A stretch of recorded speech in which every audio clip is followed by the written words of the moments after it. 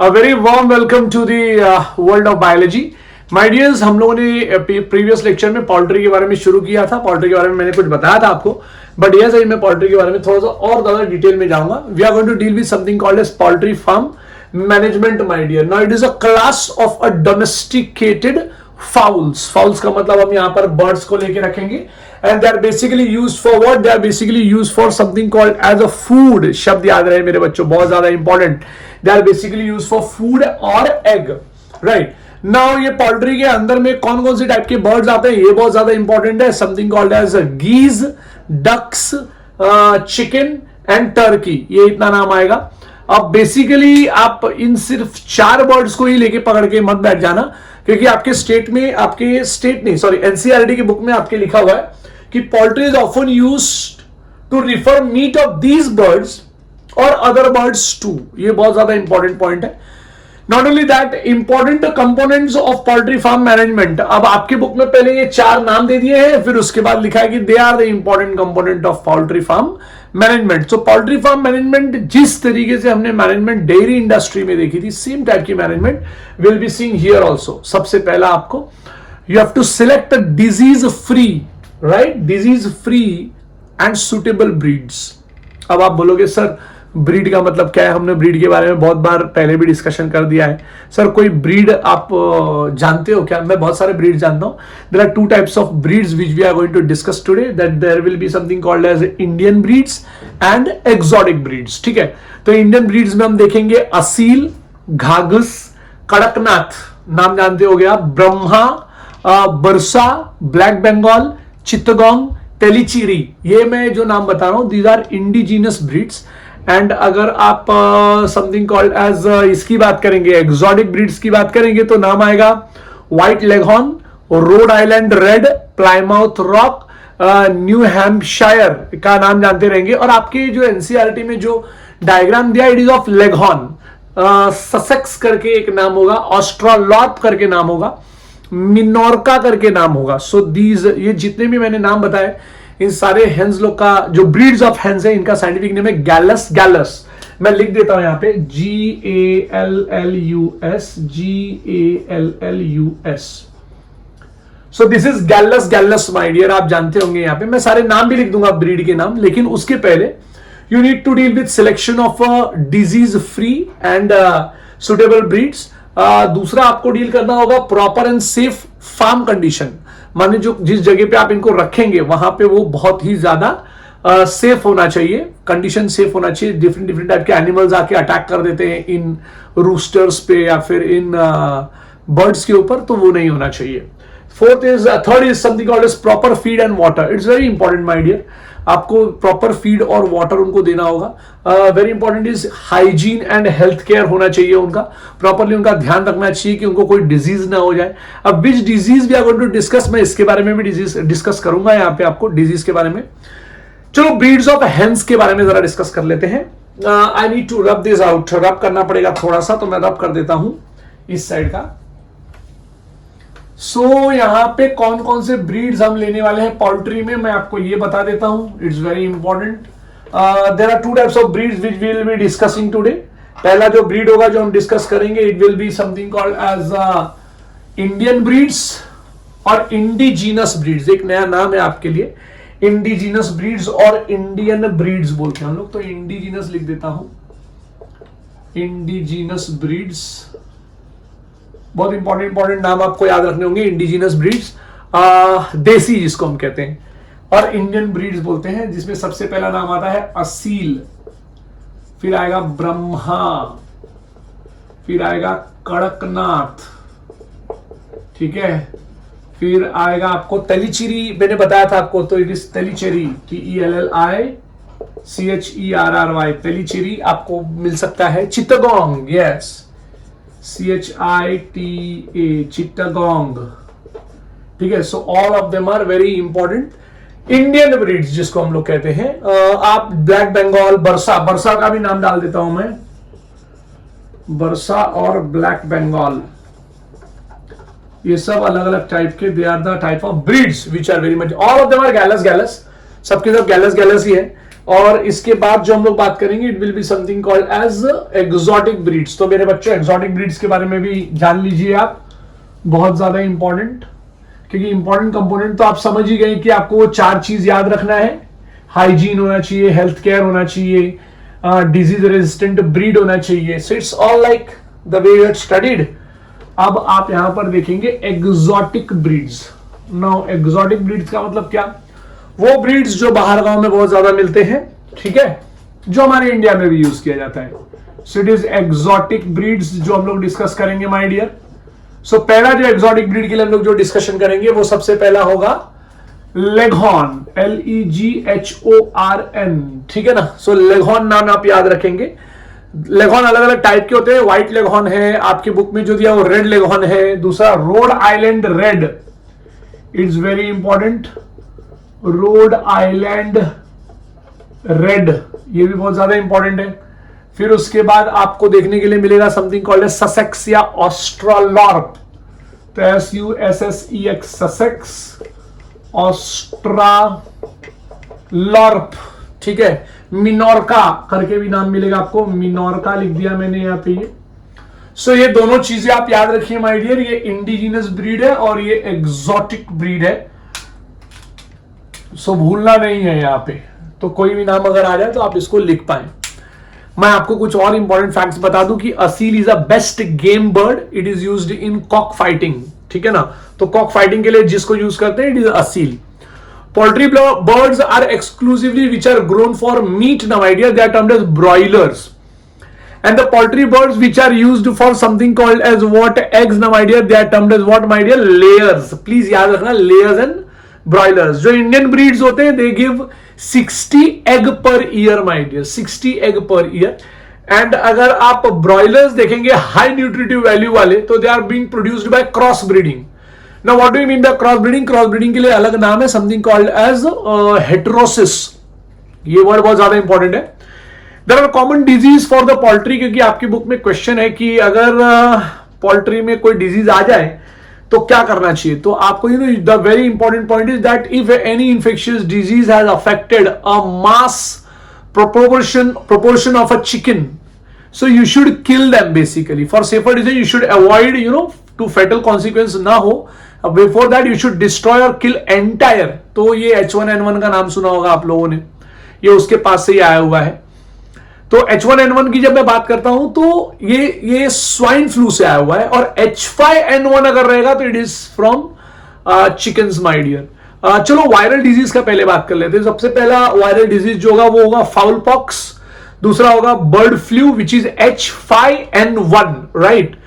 तीसरा होगा Ranikhet, it is also termed as Newcastle disease, infectious bronchitis, lymphoid leucosis, it's very very problematic.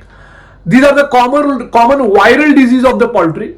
Bacterial disease का आप बात करेंगे तो फाउल कॉलरा पहला, दूसरा पुलोरम, तीसरा कोराइजा, बहुत इंपॉर्टेंट पॉइंट, चौथा माइकोप्लाज्मोसिस इज वेरी इंपॉर्टेंट, स्पाइरोकीटोसिस भी बहुत इंपॉर्टेंट है। These were bacterial disease. Fungal diseases are also caused in such type of I can say birds. Now these fungal diseases are what? The very first will be aflatoxicosis caused by aspergillus. इसको aspergillosis flavus भी कहते हैं my dear, ठीक है। दूसरा is something called as Brooder's pneumonia and third is aspergillosis thrush. So ये आपको याद रखना है। Now let us start with another topic called as animal breeding. Now आपको ही पता है मेरे बच्चों animal breeding का मतलब क्या होता है। सबसे उस दिन मैंने डिस्कशन किया था आपसे, लेकिन फिर भी बोल देता हूं मैं कि breeding of animal is an important aspect of animal husbandry. Animal breeding aims at increasing the number और yield of an animals and improving the desirable qualities of animals. Not only something called as desirable quality of animals but also their produce, मतलब उनका मास, उनका number, उनका quality, आपको ये सारा का सारा चीज क्या करना है मेरे बच्चों, सबका सब चीज जो है वो आपको इंक्रीज करना है। इस पूरे चक्कर में हमने डिस्कस किया था something called as a breed, right. Now what do you mean by breed? मैंने पहले भी डिस्कस कर दिया था कि it is a group of animals related by descent and similar in most characters, like what, like general appearance, feature, size, configuration etcetera. ना अगर आप देखें तो हम अगर दो अच्छे एनिमल्स, अब दो अच्छे एनिमल मतलब ब्रीडिंग की बात कर रहा हूं, so when breeding is done between the animals of a same breed, it is termed as inbreeding, and when the breeding is done between the animals of different breeds, ध्यान रहे जब मैं डिफरेंट ब्रीड्स बोलता हूं तो ये definition आपके book में है आउट ब्रीडिंग को लेके, लेकिन यहां पर एक टॉपिक यहां पर आएगा जहां पे ब्रीड सेम है। देखिए मैंने अभी अभी डेफिनेशन दिया है डिफरेंट ब्रीड्स को लेके, क्योंकि आपके बुक का स्टेटमेंट है, पेज नंबर 167 पे ये स्टेटमेंट है कि crosses between different breed is termed as outbreeding. This is very very proper बात, लेकिन पॉइंट ऐसा है कि आउट ब्रीडिंग के अंदर एक छोटा सा टॉपिक है जिसका नाम है आउट क्रॉसिंग मेरे बच्चों। तो आउट क्रॉसिंग के अंदर ब्रीड सेम है लेकिन एंसेस्टर कॉमन नहीं है। सो चलो थोड़ा जंप करते हैं इन ब्रीडिंग के ऊपर। Now what do you mean by inbreeding, मैं डिस्कशन करूंगा इसके बारे में, लेकिन अब पहले जरा यहां पर आ जाते हैं। What do you mean by inbreeding? Inbreeding refers to a mating of more closely related and individual. अब यहां पर लिखा हुआ मिल जाएगा आपको कि inbreeding refers to mating of a closely related animals और individuals within the same breed for 4 to 6 generation. मतलब यहां पे जो ब्रीडिंग स्ट्रेटेजी है ना, ये ब्रीडिंग स्ट्रेटेजी क्या बोलती है कि आप जिन ब्रीड्स को एक दूसरे से इंटरब्रीडिंग कराने वाले हैं या मेटिंग कराने वाले हैं, इस मेटिंग में जो आप दो एनिमल्स या दो इंडिविजुअल्स लेंगे वो एक्चुअली सेम ब्रीड के होंगे, पॉइंट नंबर 1, और उनका जो जनरेशन होगा 4 to 6 जनरेशन वो कॉमन होना चाहिए, माने उस 4 to 6 जनरेशन के अंदर ही होना चाहिए। यहां पर हम सुपीरियर मेल और सुपीरियर फीमेल चुनते हैं उन 4 to 6 जनरेशन में से ही। याद रहे यहां ब्रीड सेम है, बहुत इंपॉर्टेंट पॉइंट है, यहां पे ब्रीड सेम है और वहां पे ब्रीड के अंदर जो इंडिविजुअल है उनका जनरेशन 4 to 6 जनरेशन तक कॉमन होना चाहिए। तो यहां का जो ब्रीडिंग स्ट्रेटजी है बहुत सिंपल है, सुपीरियर मेल और superior female of a same breed is taken, identify किया जाता है and the pair is mated, right? The progeny obtained from these matings are evaluated and superior male and superior female are identified from them for mating। मेरी बात समझो मैं क्या बोल रहा हूं। एक ब्रीड है, ब्रीड के अंदर 4 से 6 कॉमन जनरेशन का एक पॉपुलेशन होगा, 4 से 6 कॉमन जनरेशन का पॉपुलेशन, मतलब 70-80 काउ एंड बुल्स प्रेजेंट होंगे, इमेजिन कीजिए। अब 70 to 80 cow and bull present है, ब्रीड सेम है बच्चा, वर्ड याद है बहुत ज्यादा इंपॉर्टेंट, ब्रीड सेम, और वहां पे जितने भी वो इंडिविजुअल्स दिख रहे हैं वो जो मेल फीमेल जो दोनों हैं उनके अंदर उनका 4 to 6 जनरेशन कॉमन होना चाहिए। अब उनमें से आपने 2 बेस्ट लोगों को सिलेक्ट किया, सिलेक्ट करके आपने उनको मेट किया और मेट करके जो प्रोजेनी या इंडिविजुअल पैदा हुए आप उन्हीं को यूज करेंगे मेरे बच्चों। शब्द याद रहे, you will be using them and them only, point बहुत ज्यादा इंपॉर्टेंट है, आप उन्हीं को यूज करेंगे, ठीक है, फॉर फर्दर मेटिंग। अब सुपीरियर मेल और सुपीरियर फीमेल हम किस बेसिस पे लेते हैं? इमेजिन कीजिए कि आपने काउ और बुल का मेटिंग कराया, बफेलोस का मेटिंग कराया, तो उसके अंदर जो फीमेल होती है, the female is taken on the basis of their lactation, माने how many amount of milk they are giving, right, पर मिल्किंग में, हर बार जब सुबह शाम हम मिल्किंग करते हैं तो how many amount of the milk that female is giving, उस टाइप का जो है वो हमको क्या करना है, हमको वो कैटल को सिलेक्ट करना है।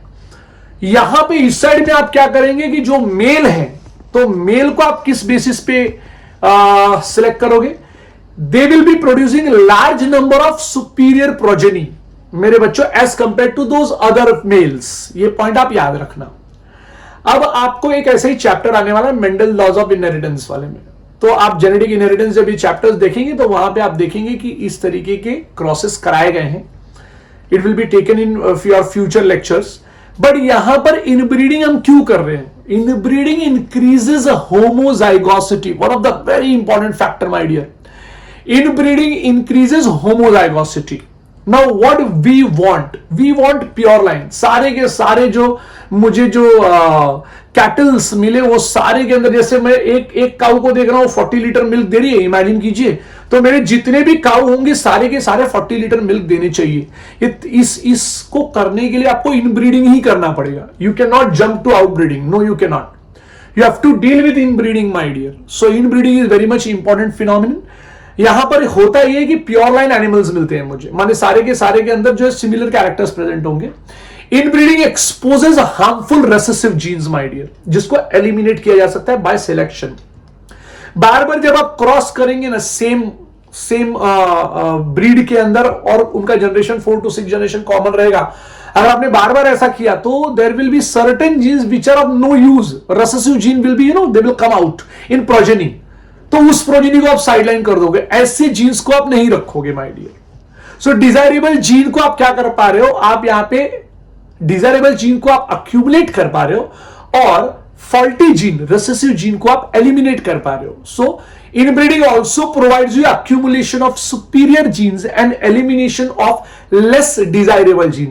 less desirable gene को आप कर दोगे बाहर, राइट? लेकिन अगर आपने बार बार इनब्रीडिंग किया, बार बार मतलब 5 टाइम 10 टाइम 20 टाइम आप इनब्रीडिंग कर रहे हो उसके अंदर, so this is very faulty thing my dear. It will lead to inbreeding depression. Now what is inbreeding depression? Here the progeny which are formed, the fertility of the organism will increase या decrease, the fertility of the organism will decrease my dear। ये point आपको आपके दिमाग में बैठ जाना चाहिए कि the fertility of that organism will decrease। and आप इस बात को भी याद रखिए कि unrelated, अब अगर आपको उसका fertility वापस ऊपर लाना है, मान लीजिए कि आपने कुछ ऑर्गेनिजम्स को, मतलब ऑर्गेनिज्म मतलब कुछ इंडिविजुअल लाइक काऊ को या बुल को आपने क्रॉस किया, क्रॉस करें और आपका क्रॉसिंग बहुत ज्यादा हो चुका है, इनब्रीडिंग डिप्रेशन लीड कर रहा है। अब मतलब अब आपके जितने भी कैरेक्टर्स फॉर्म, जितने भी इंडिविजुअल्स फॉर्म हो रहे हैं, उनके कैरेक्टर्स रिड्यूस होते जा रहे हैं, फर्टिलिटी भी डिक्रीज होती जा रही है। ऐसे मौके पे आपको क्या करना है, आपको unrelated superior animal of a same breed, मेरा पॉइंट याद रखना, अनरिलेटेड सुपीरियर इंडिविजुअल या superior animal of a same breed आपको उससे क्रॉस करा देना है। Again it will restore the fertility and yield. Please मेरी बात ध्यान से सुनिए, it's very important my dear. नहीं होता है डिस्कशन लोगों का, आपका हो रहा है। So it restores the fertility and yield. So now inbreeding depression के कुछ इनब्रीडिंग के कुछ फायदे भी है और कुछ नुकसान भी है। इनब्रीडिंग में आप अक्यूमुलेशन कर सकते हो अपने अच्छे अच्छे जीन्स का, लेस डिजायरेबल जीन्स को आप एलिमिनेट कर सकते हो, रेसेसिव कैरेक्टर्स को आप एलिमिनेट कर सकते हो, इंप्रूव्ड वैरायटी तैयार हुई है तो आप उसको कंजर्व कर सकते हो, right? This can be done by inbreeding. इसका दुख बात यह है कि इनब्रीडिंग डिप्रेशन लीड कर जाएगा, fertility will decrease, but inbreeding depression can be handled very soon by crossing unrelated superior animal of same breed. अगर आपने कर दिया तो yes, you are winning the game. Next is something called as outbreeding. अब मैं आपको बता दूं मेरे बच्चों, आउट ब्रीडिंग का मतलब क्या होता है। Outbreeding is a breeding of unrelated animals, right, which, शब्द याद रहे, which may be between the individual of a same breed. शब्द याद रहे, हो सकता है कि वो mating individual of a same breed में हो रहा है। अगर सेम ब्रीड में हो रहा है तो वो आउट क्रॉसिंग है, डिफरेंट ब्रीड में हो रहा है तो वो क्रॉस ब्रीडिंग है, और अगर डिफरेंट स्पीशीज में हो रहा है तो वो something called as interspecific hybridization है। अब मैं इसके ऊपर भी आपको जो है वो 2-2 मिनट कुछ बोलना चाहूंगा ना। What do you mean the outbreeding? Outbreeding is a type of a breeding जहां पे अनरिलेटेड एनिमल्स को आप ब्रीड कर रहे हो, जहां पे हो सकता है कि वो सेम ब्रीड में हो, सेम ब्रीड के हो और 4 to 6 जनरेशन कॉमन नहीं हो, या फिर वो डिफरेंट ब्रीड के हो, या फिर वो डिफरेंट स्पीशीज के हो। So logic is very simple. Inbreeding आया, 2 बात याद रखना है, सेम ब्रीड पॉइंट नंबर 1, दूसरा पॉइंट 4 to 6 जनरेशन कॉमन। अब आउटब्रीडिंग में आया, शब्द सीधे रखने का, अनरिलेटेड एनिमल्स। दूसरा इंपॉर्टेंट पॉइंट, उसके अंदर एक और पॉइंट ऐड करना है, sometime same breed but 4 to 6 generation common नहीं। उसके अंदर तीसरा बात डालना है आपको, ब्रीड डिफरेंट है, और आपको चौथा बात भी डालना है कि स्पीशीज भी डिफरेंट हो सकता है, राइट? सो इस तरीके का एक क्रॉसिंग है। Let us start with something called as outcrossing. Now outcrossing is what? It's a practice of mating of animals within the same breed. शब्द याद रहे, but having no common ancestor. Please याद रखना मेरे बच्चे, having no common ancestor. यहां पे common ancestor नहीं रहेगा. On either side of their pedigree up to 4 to 6 generation.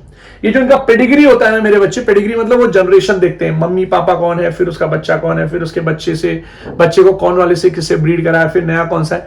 तो ये सारी चीजें जो आप चेक करते हैं आउट क्रॉसिंग में 4 to 6 जनरेशन तक इनके दोनों साइड में कनेक्टेड नहीं होना चाहिए. अगर ऐसा हुआ तो this phenomenon is termed as outcrossing. The offspring of such mating is known as what? Outcross. Please याद रखना, महा इंपॉर्टेंट. इसमें जो इंडिविजुअल फॉर्म होगा उसको हम कहेंगे आउटक्रॉस. बहुत ही ज्यादा important my dear. The individual is termed as what? Outcross. Let me tell you, it is the best breeding method for animals that are below average. ये शब्द आप याद रखना माय डियर, ये बहुत ही ज्यादा इंपॉर्टेंट है ना. तो ये बिलो एवरेज जो प्रोडक्टिविटी, मिल्क प्रोडक्शन के प्रोडक्टिविटी में जो बिलो एवरेज एनिमल्स होते हैं ना my dear, it is a best method to cross them. मैं आपको बताऊं growth rate in beef cattle. अब आप जानते नहीं कि बीफ कैटल क्या होता है. हमारे इंडिया में तो इतना ज्यादा नहीं चलता, बट यूएस में या बाहर के वेस्टर्न कंट्रीज में बीफ बहुत ज्यादा खाया जाता है. तो जब आप बीफ मतलब इन बुल्स के मटन या लोफ ऑफ मटन को जिसको हम लोग कहते हैं, तो ये बीफ जो ये खाया जाता है. तो अब बीफ को अगर आप बहुत ज्यादा बीफ प्रोड्यूस करना चाहते हैं, so out crossing is a best method. A single out cross often help to overcome in breeding depression. मतलब आप इन ब्रीडिंग डिप्रेशन को हैंडल कर सकते हो सिंगल आउट क्रॉस से माय डियर. दूसरा शब्द आएगा क्रॉस ब्रीडिंग. मैं एक काम करता हूं, मैं इन ब्रीडिंग को यहां से मिटा देता हूं. इन ब्रीडिंग को मिटाऊंगा और आउट क्रॉसिंग को भी मिटा दूंगा. इन ब्रीडिंग अगर कोई पूछेगा तो बोलना ब्रीड सेम है, 4 to 6 जनरेशन कॉमन है, और वहां से हमने 2 इंडिविजुअल उठाए. आउट ब्रीडिंग का डेफिनेशन बाद में डिस्कस. आउट ब्रीडिंग के अंदर आउट क्रॉसिंग, ब्रीड सेम है बट 4 to 6 जनरेशन कॉमन नहीं है. याद रखना वर्ड, ठीक है. अब आते हैं हम लोग क्रॉस ब्रीडिंग. क्रॉस ब्रीडिंग आया मतलब आपको समझ जाना चाहिए कि यहां ब्रीड क्या है. यहां पे ब्रीड होगा डिफरेंट. बहुत ही ज्यादा इंपॉर्टेंट, प्लीज याद रखना. Here the breed will be different. So if I say a word here breed is different, so you should understand that I am talking about cross breeding. Sir उसके पहले आपने क्या बात किया था? उसके पहले मैंने बात किया था आउट क्रॉसिंग. ओके, तो मैंने पहले बात किया था आउट क्रॉसिंग, अब मैं बात करूंगा cross breeding. Now what is cross breeding? Here superior male of one breed. लिख देता हूं यहां पे, क्रॉस ब्रीडिंग में superior male of one breed is crossed with what? Is crossed with the another breed. तो मैं लिख देता हूं यहां पे सुपीरियर फीमेल, है ना. यहां पे लिखना पड़ेगा superior female of another breed. ठीक है भाई, तूने इसको क्रॉस कर दिया. अब जब तूने इसको क्रॉस कर दिया तो क्रॉस ब्रीडिंग क्या अलाउ करेगा? Cross breeding will allow the desirable qualities of 2 different breeds to be combined. यहां पे डिजायरेबल क्वालिटी शब्द याद रहे, डिजायरेबल कैरेक्टरिस्टिक लिखो या क्वालिटी लिखो. चलो कैरेक्टरिस्टिक लिख देता हूं.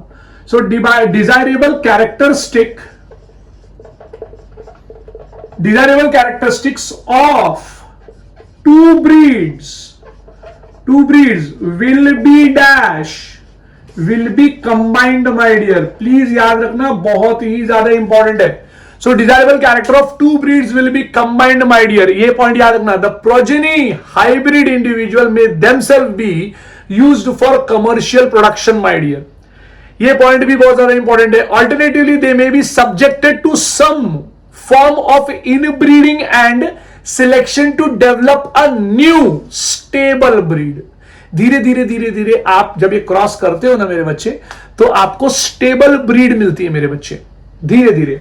अब आप बोलोगे सर इसका एक एग्जांपल दो. अभी आपने जो बोला तो वो हमको समझ में तो आ गया कि भाई 2 डिफरेंट ब्रीड लेना है, आपको उसको क्रॉस करना है, और कभी कभी ये जो है वो इन ब्रीडिंग के बीच में अगर मैं डलवा दूं इसको तो ये और अच्छा रिस्पॉन्स देता है. यहां पे इन ब्रीडिंग का भी थोड़ा सा डिस्कशन आ गया है, तो आप इस पॉइंट को याद रखेंगे.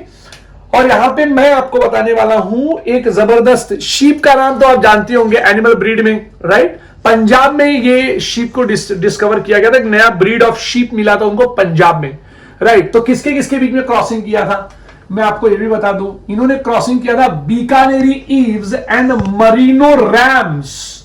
अब आप बोलोगे सर ये क्या नाम आपने बोल दिया, ये बीकानेरी ईव्स और मरीनो रैम्स के बारे में थोड़ा सा डिस्कशन करूंगा।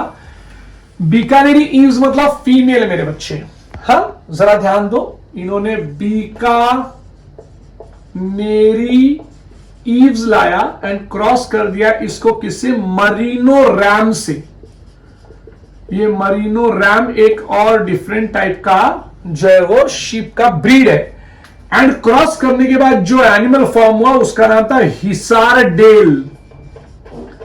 अ वेरी ब्रांडेड शीप इन लोगों ने पैदा किया, हिसार डेल माय डियर।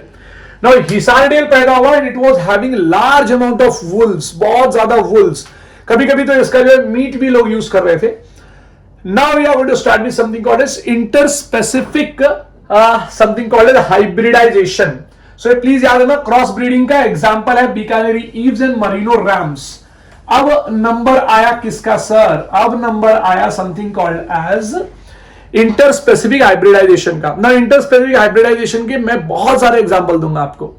यहां पे male and female animals of different species, two different related species, शब्द याद रखना, are mated. In some case, the progeny may combine desirable feature of both the parents. The very good example for this is mule. मैंने कल ही आपसे discuss किया था, but फिर भी बता देता हूं मैं। म्यूल अगर मैं कहूं और दूसरा आएगा हिनी, ये दोनों नाम आपको याद होना चाहिए। हिनी में क्या होता है, male horse crossed with female donkey. Simple सा लॉजिक है मेरे बच्चों, ठीक है। हिनी आपने लिख दिया, अब यहां पे आप क्या करोगे, female horse is crossed with mail donkey, ये आपका तैयार हो गया, ठीक है। अब मैं ऐसे एक और बता सकता हूं आपको, tigon. Now what is tigon, male tiger crossed with female lion. Sir एक और बताओ, लाइगर। लाइगर में क्या होगा, male lion crossed with female tiger. Now can you imagine this, see what the things are being formed. कभी आप वैष्णो देवी मंदिर या फिर कभी आप केदारनाथ या फिर कभी आप किसी ऐसे बड़े स्टीप पे, बड़े हिल्स पे अगर आप चढ़ेंगे तो वहां पे आपको मिलेगा something called as what, mule my dear. Now mule क्या होता है, म्यूल के पास डोंकी जैसा झेलने का ताकत होता है, वजन, एंड हॉर्स जैसा वो थोड़ा भाग सकता है, यू नो। सो ये दोनों चीजों को अगर आप देखें तो it's very very very important my dear. आपको मैं बता दूं, this was phenomenon called as interspecific hybridization. Now ये two different species are taken but they should be related to each other. आप ऐसे दो स्पीशीज लेके कर सकते हो। मैंने आपको यहां पे 4 एग्जांपल दिया है, हिनी, म्यूल, टाइगॉन एंड लाइगर। तो लायन का लाई उठाया और टाइगर का गर उठाया, टाइगर का टीआई उठाया और गॉन मतलब लायन टीआईजी उठाया और लायन का ओएन उठा लिया, ठीक है।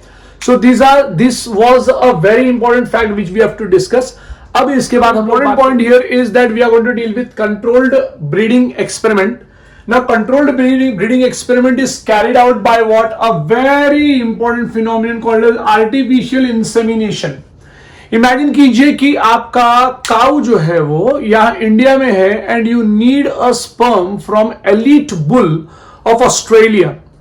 सो अब काउ को तो वहां नहीं लेके जा सकते या उस बुल को यहां नहीं लेके आ सकते, but what we can do is something called as artificial insemination my dear. Now here what we do is the semen is collected from a male and then this semen is injected into reproductive tract of selected female by breeder, and this is being done manually. Let me tell you my dear, it's very important। यहां पर हम क्या कर रहे हैं, हम कर रहे हैं artificial insemination। Now artificial insemination, चलिए अगर मान लीजिए कि उस फीमेल से जो है वो मेटिंग प्रॉपरली नहीं हो पा रही है, there is a certain different type of physical problem which she is occurring, so in order to avoid that हम कर सकते हैं artificial insemination। artificial insemination 2 तरीकों से कर सकते हैं, क्योंकि आप स्पर्म को स्टोर 2 तरीकों से कर सकते हो। या तो आप उसको डायरेक्टली यूज कर लो इमीडिएटली, या तो फिर आप उसको फ्रोजन फॉर्म में रख दो my dear, just have a check. And this frozen form can be used in a later date. This word is of your NCERT book. Later date. Not only that, it can be transported in frozen form to where the female is housed. Imagine कीजिए the sperm is being transferred from Australia, sperm is being transferred from Punjab, right? Right? Murrah नाम का buffalo बड़ा वाला आपको याद होगा, है ना? तो या फिर आपने अलग अलग जगह से जो है वो उसको ट्रांसफर किया महाराष्ट्र में, तो it is very equipped form, जैसे फ्रोजन फॉर्म ऑफ स्पर्म भी यूज कर सकते हैं. Now let me tell you, artificial insemination helps in what? It helps in overcome several problems of normal meetings. मान लीजिए फीमेल मेट करने को ready नहीं है, बट वी नीड प्रोडक्टिविटी हमको इंक्रीज करनी है. At that moment artificial insemination is done. Not only that, मैं आपको बता दूं मेरे बच्चों, the success rate of crossing mature male and female animal is fairly low my dear. कैसा क्रॉसिंग my dear? ये इस तरीके से आर्टिफिशियल इंसेमिनेशन के क्रॉसिंग्स या फिर नॉर्मल क्रॉसिंग की बात कर रहा हूं मैं. अगर वो उसका जो वो ये होता है ना, मतलब आप आर्टिफिशियल इंसेमिनेशन के थ्रू करो, ऐसे करो, देखो दिया ना फेली लो, even though artificial insemination is carried out. अगर आप आर्टिफिशियल इंसेमिनेशन करो भी तो भी आपको रिजल्ट जल्दी नहीं मिलेगा, और रिजल्ट करेक्ट ऐसा जरूरी भी नहीं है कि आपको करेक्ट रिजल्ट मिले. सो एट दिस मोमेंट इसको काउंटर करने के लिए we have one more different type of a phenomenon और a method I can say, that is termed as MOET. So this is what is something called as MOET, multiple ovulation embryo transfer my dear. Now what happens here is it is very different type of a technique which we are going to deal with it. It is very much it was very much successful in production of hybrids. So multiple ovulation embryo transfer हमने शुरू किया. आप ये बात जानते हैं कि success rate of crossing mature mail and female animal is fairly very low even though artificial insemination is carried out. फिर भी जो है वो हम लोगों ने उसके अगेंस्ट में हमने ये एक तरीका निकाला which was slight successful my dear. ठीक है, चलो डिस्कशन करते हैं क्या हुआ यहाँ पे. हमने एक हार्मोन सिलेक्ट किया विथ FSH लाइक एक्टिविटी. ठीक है, अभी FSH लाइक एक्टिविटी वाले हार्मोन को हमने क्या किया, हमने एडमिनिस्टर किया किसके अंदर, काऊ के अंदर. ठीक है, और इसकी वजह से क्या हुआ, it induced the follicular maturation and super ovulation. Now basically a single cow in its single ovulation gives one ovum और वन एग पर yield, one ovum or one egg per cycle, right? So normal yielding जो है वो पर cycle में एक ही जो है वो egg produce करते हैं, एक ही ovum produce करते हैं. So यहाँ पर क्या हुआ, the animal, अब यहाँ पर हमने super ovulation करा दिया क्योंकि आपने इसको FSH like हार्मोन दे दिया जो बहुत जबरदस्त तरीके से super ovulation कराता है. Instead of production of one egg or one ovum, there is a production of 6 to 8 eggs per cycle, instead of one, and that was turning point of this entire phenomenon or the method which we had started. So here what happened, the animal or a cow is either mated with elite bull, अगर मौका मिला तो either mated with elite bull रहेगा मेरे बच्चे, या फिर जो है वो क्या होगा, यहाँ पे हम यहाँ पे इसको आर्टिफिशियली इंसेमिनेट कर देंगे मेरे बच्चों. ये बहुत इंपॉर्टेंट पॉइंट, या तो आप एलिट बुल से इसको क्रॉस करवाइए या तो आप इसको आर्टिफिशियली क्या कर दीजिए, इंसेमिनेट कर दीजिए. दूसरा, यहां पे ये जो फर्टिलाइज्ड एग्स है ना मेरे बच्चे, ये 32 सेल्ड स्टेज तक लेके जाते हैं हम लोग.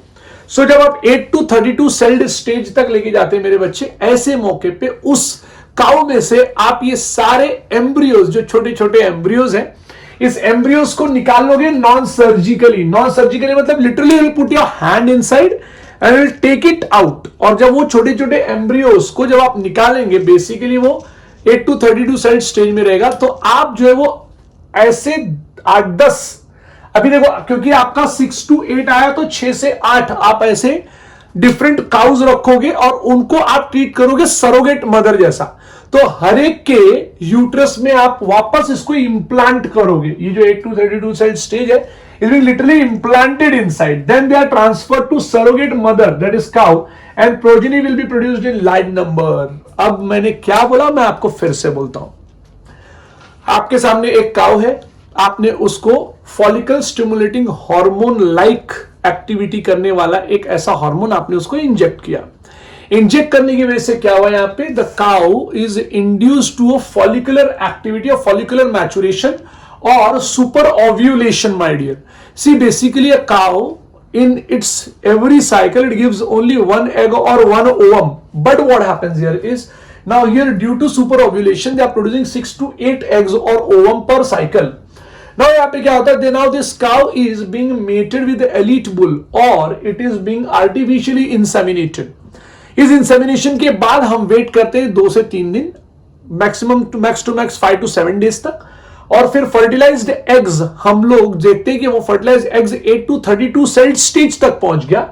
अब 32 सेल स्टेज तक पहुंच गया यूट्रस के अंदर, उस मौके पे हम उसको रिकवर कर लेंगे, माने निकाल लेंगे नॉन सर्जिकली, माने ऑपरेट नहीं करेंगे, डायरेक्टली हम निकाल लेंगे। Now here this and then that embryo small 8 to 32 cell stages वाले एम्ब्रियो जो है, now again they will be transferred into a surrogate mother's.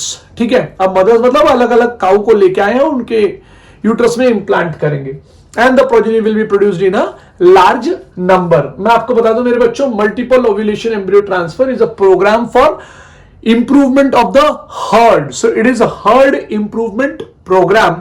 Here the genetic mother, ये काम करने के बाद जब आप यहां से इसको रिकवर कर लेते हैं non surgically, the genetic mother is again ready for another process. मतलब another process मतलब वापस अभी FSH like एक्टिविटी वाला हार्मोन डाल देंगे उसको, and the main function of that genetic mother is to produce the eggs. इतना ज्यादा ना, 6 to 8 एग्स हर राउंड में प्रोड्यूस करवाना, और प्रोड्यूस करवा के फिर बाद में उसको जो है इंसेमिनेट कराना या मेट कराना, और मेट कराने के बाद वापस 8 to 32 सेल्ड स्टेज तक रुकना, और वहां से फिर हमने एम्ब्रियो को नॉन सर्जिकली निकाल लेना। सो वो जो जेनेटिक मदर है वो हमेशा वो बिजी रहती है, because we make her busy like this, और सुपर ओव्यूलेशन हम उससे करवाते रहते हैं। अब ये इससे हुआ क्या, this technology had been demonstrated on cattles like sheep, bulls से तो हमने सेमेंस लिए हुए यहाँ पे, हम बहुत सारे डिफरेंट काउ पे, बफेलोस पे, शीप पे, रैबिट पे हमने ये सब ट्राई किया है, और high yielding breeds of high milk yielding breeds of different type of cows, buffaloes हमने इससे तैयार किए हैं। We had also bred successfully to increase herd size in short time. ये काम किया हमने, बहुत सारे मीट यील्डिंग बुल्स तैयार किए हैं, lean meat with less lipid वाले बुल्स को तैयार करते हैं, जो they are being used as a beef. तो हमने ये सारी चीजें जो है वो पाया है by the help of MOET, multiple ovulation embryo transfer. मैं आपको वापस बता दूं, सुपर ओव्यूलेशन बहुत इंपॉर्टेंट टॉपिक है। इस टेक्नोलॉजी में हमने हाई मिल्क यील्डिंग ब्रीड्स तैयार किए हैं ऑफ फीमेल्स, हमने बुल्स से जो है वो अलग अलग तरीके से सेमेंस लिए हैं माय डियर, हमने हाई क्वालिटी का लीन मीट जिसको हम कहते हैं विथ लेस लिपिड वाला मीट तैयार किया है, मीट यील्डिंग बुल्स और मीट यील्डिंग जो है वो कैटल्स तैयार किए हैं, and we had successfully increase the herd size of the cattles basically. इसके बाद का जो टॉपिक है will be discussing in next lecture, and that topic will be keeping my dear. Thank you to all of you my dear, have a good day.